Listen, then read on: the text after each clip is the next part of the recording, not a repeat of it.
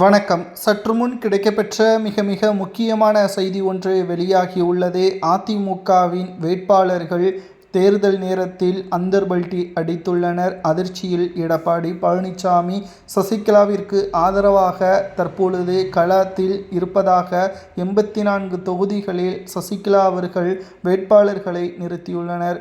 ஆனால் அதிமுகவின் வேட்பாளர்களோ தென் மாவட்டங்களில் பிரச்சாரம் செய்யாமல் தற்பொழுது தோல்வி அடைந்தாலும் பரவாயில்லை என்ற மனநிலைக்கு வந்துவிட்டதாகவும், எங்களது சமுதாய மக்களை எதிர்த்து எங்களால் வெற்றியடைய முடியாது, அவர்களை பகைத்து கொள்ள முடியாது என்றும், பெயரளவிற்கு வேட்பாளராகவும் எந்த ஒரு பிரச்சாரமும் செய்யாமல் மௌனமாக இருப்பது சசிகலாவிற்கும் திமுகவிற்கும் தான் வெற்றி வாய்ப்பை உறுதி செய்யும் என்ற தகவலும் தற்பொழுது கிடைக்கப்பெற்றுள்ளது.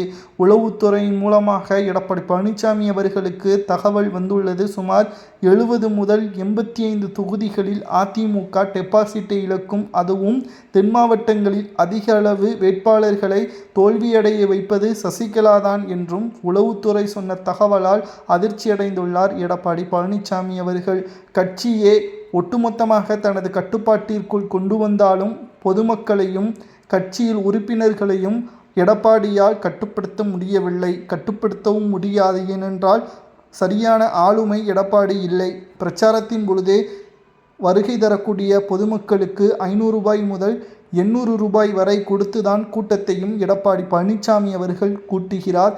கிட்டத்தட்ட ஒவ்வொரு தொகுதிகளிலும் 10,000 ரூபாய் QR கோடு கொடுத்து வாக்குகளை பெற முயற்சிப்பதாக காவல்துறையிடம் வழக்குகளும் பதிவு செய்யப்பட்டுள்ளது. தேர்தல் ஆணையத்தில் புகாரும் கொடுக்கப்பட்டுள்ளது. எடப்பாடிக்கு வேறு வழியே கிடையாது. காரணம், எடப்பாடி பழனிசாமியின் மீது மக்கள் நம்பிக்கை வைக்கவில்லை. அப்படி நம்பிக்கை வைத்திருந்தால் சட்டசபை தேர்தல் 2021க்கு பிறகு 10 தேர்தல்களில் தோல்வி தழுவிய எடப்பாடியை மக்கள் எப்படி ஏற்றுக்கொள்வார்கள்? எடப்பாடி தவறானவர், அவர் துரோகி. சசிகலாவிற்கு செய்த துரோகம், OPSற்கு செய்த துரோகம். நாளை தமிழக மக்களுக்கும் எடப்பாடி அதைத்தான் செய்வார் என்ற காரணத்தினால் மக்கள் தற்பொழுதே எடப்பாடி பழனிசாமி அவர்களை புறக்கணிப்பதாக அதிமுகவின் வேட்பாளர்கள் களப்பணிகளை மேற்கொள்ளாமல் அந்தர்பல்டி அடித்துள்ளனர். இது எடப்பாடி பழனிசாமி அவர்களுக்கு அதிர்ச்சியை ஏற்படுத்தியுள்ளது.